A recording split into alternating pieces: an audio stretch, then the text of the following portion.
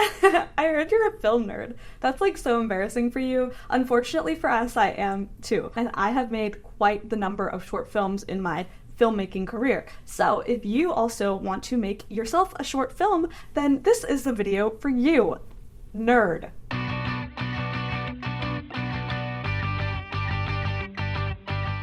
Hi Slayers, and welcome back to my channel. My name is Eileen, and in today's video I am going to be talking about making a short film. If you don't know, I am a media production student. I've also helped and been on a bunch of film sets, like 30, so I know my way around a student film set very well. And I am here to help those of you who have never made one but really want to, because it's actually so fun. So the first thing you're going to do is write a script. Now, very, very simple, I know, but it's actually something that's going to take quite a while and quite a couple of number of drafts. Just for you to know, if you've never taken like a screenplay class before, a typical screenplay, every page is about the number of minutes. So I personally would not recommend making a short film any longer than 10 minutes, so that's about 10 pages of script. There is very specific formatting for screenplays. If you are not turning this in as a grade or anything, then it really doesn't matter, but just so that you can mostly get the right vibe of the screenplay, I would recommend using a software. You can probably find a couple of free screenplay format softwares, or you can try a free trial from Celtics, that's what I used to use, or you can just format it yourself in a Word document. Once you have the script, make sure you have people read it. You want them to give you feedback on it, you want to change things, and make sure there's a story there. Make sure you have a beginning, middle, and end, and a character arc. I know it's a short amount of time, so it can't be a drastic character arc, but even just a little change in the protagonist is going to really help your story flow. I also would try to steer clear from cliches, waking up and it was all a dream, or just sitting on a bench, we call them bench films, where you just talk about being depressed, or a lot of short films go this really dark, heavy route. And personally for me, I feel like having a little bit more of a light, at least lighter ending is usually a little bit nicer and a little bit less overdone in the short film industry. Once you have a good script, it is time to assemble a little crew. Hopefully you have a couple of friends who are really interested in film like you, or you just have some siblings that you can make do what you want. So whichever one you have, it should be okay. And these crew can help you secure locations, can help start talking up the film, letting your parents know, letting people who might have money for you know, and just can help you stay a little bit more accountable. You can start setting the shoot date. That way all of you are aware of the impending deadline that is a shoot date. I would recommend setting up a GoFundMe if you can. That way you can have a little bit of a budget, and it's not all going to be out of your personal savings, but being a filmmaker is being poor, so to be honest, you are going to have a little bit of savings to do it. I believe I spent around $500 on my short film, but that was a little bit excessive still. I do think the main part of your budget will be food, so just make sure you have ways to feed your crew and actors. Now, as far as rounding up some gear, I do have a list of gear that I think is most beneficial if you have access to nothing, but honestly you can shoot whatever you want on an iPhone. iPhones nowadays are crazy good, and I shoot a lot of my content on iPhones for my YouTube channel. Don't knock her, she still can make you a good short film. What really matters in any short film is having a connection to the story. The basic gear that I would recommend though are a Canon camera. I personally would say try to find a T6i or a T5i or a Canon 80D or 77D. Those are DSLRs that have a lot of capability and have touch screens and flip out screens, and that's very helpful, and you could usually find them for under $500. It also might be nice to just have your own camera as a filmmaker. Having a Canon 50 lens, they're really cheap for a lens, maybe $150, or a 35 lens, which can be a little bit more expensive, but the reason you would want to get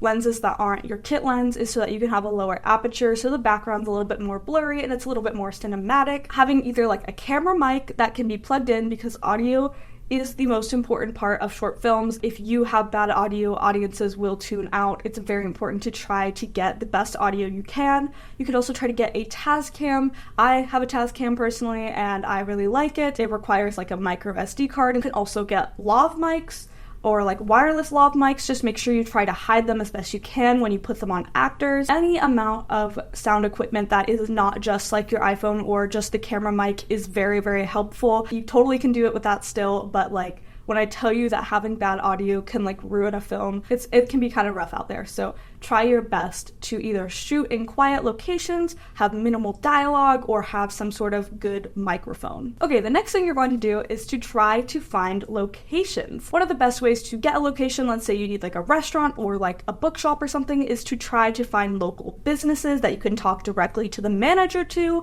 Say you're a student, say you're broke, you can't really pay them, but you just really need a place to film. Make sure you tell them that you will have a very respectful crew, and make sure you take pictures of how it looked before. That way when you're leaving, you always have proof that this is what it looked like before, and you can always reset everything to look exactly how it looked before. You can also reach out to family friends about trying to secure maybe a house location or like a room location. I also would recommend filming in parks or like forests because it's a lot easier and it's more of like a public piece of land. Now you're going to try to find actors. If you can, have your friends act in it, have yourself act in it, but if you really need like adults or something, reach out to Facebook groups around your area. There should be Facebook groups that are like for actors or for filmmakers who are looking for locations or equipment, or actors and like people who are willing to lend a hand basically. So actually reach out to those, because I got a lot of pull from reaching out to Facebook groups. And, you know, if you can offer them any money, even like $50, like that is a really nice gesture to do. You're not always going to be able to do that, but make sure you tell them you will have food for them, because it is the most important thing that you have food for them. While you're getting together some of the logistics of like the actors and the crew and stuff and the locations, you want to be making sure you're storyboarding with your camera person. That way you're going to have a good idea of what shots you need. You can make a shot list, whatever works best for you in terms of knowing how much you need to shoot and what you need to shoot for each scene. Do it and make sure it's planned. A lot of people skip out on pre-production, but pre-production is what's going to make your set fly by. Also do a script breakdown. This is when you go in and you highlight all of the props you need for each scene and you make a list of that. You can highlight every character, that way you know who you need when, and you highlight which location is where. That way, when you start making the schedule, you absolutely should not shoot in order. You should shoot by location, you should shoot by time, you should organize it in a way that works best for everyone's schedules. Make sure you are cognizant of those things and less about the chronological order of how things should go. Okay, let's say I have a restaurant scene in scene 1 and a restaurant scene in scene 3. It's at the same restaurant, but they're different days. You would film that on the same day and you would just have actors change costume. So scheduling is going to be very important, and try your best to not overschedule. Try not to make like 12-hour days, because the motivation will start to run really low.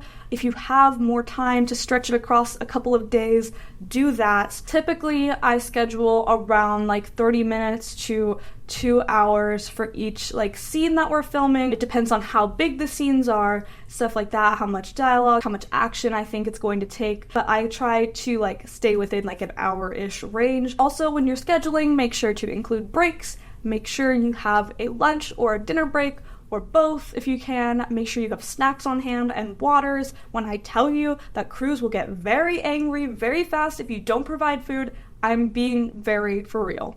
If you're directing the film, I would really recommend having some sort of rehearsal beforehand if you can, but if you can't, just make sure when you're regarding the actors, because as a director, like your main job is to talk to the actors and stuff. When you're regarding them, regard them very respectfully. When you tell them notes, make sure it's more like a one-on-one conversation instead of like barking it out to the whole world. Typically, as a director, you want to tell them more like how they're feeling and less exactly what to do. Don't be afraid to be assertive and communicative, and at the end of the day, it's going to be your vision and your name on the project, so make sure that you're liking what's happening, but also give yourself a little bit of grace, especially if it's your first student film. Not everything is going to go perfectly according to plan. So try not to get too discouraged, try not to be too nervous. I remember on one of my sets, I was so nervous, I like had to take a minute and just like breathe because I was about to throw up. Sets can be very stressful, but they also can be really fun, especially if you have a group of like friends who really like the story and really like filmmaking. It can honestly be like one of the best times ever. So once it's all done and once production has wrapped,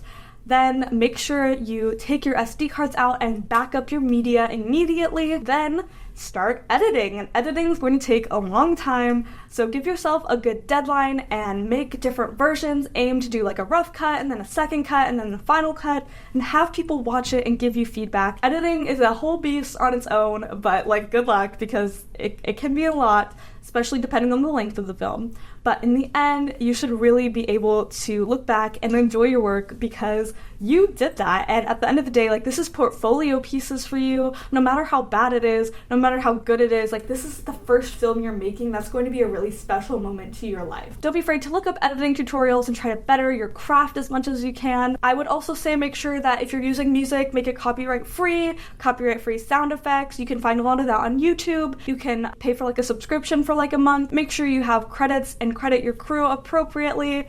And yeah, that should basically be it. And then at the end of it, you have a film, which is so cool. And I hope that it goes super well. I will have my film that I've made in the link in the description or something if you want to go watch it. And if you've made a film or if you make a film after this video, please tell me about it. Write your ideas in the comments. I want to see links. I want to see the vision. I am super excited for you guys. So that is it. Thank you guys so much for watching. Have so much fun being your own little film director. And I will talk to you guys later. Like and subscribe. Bye!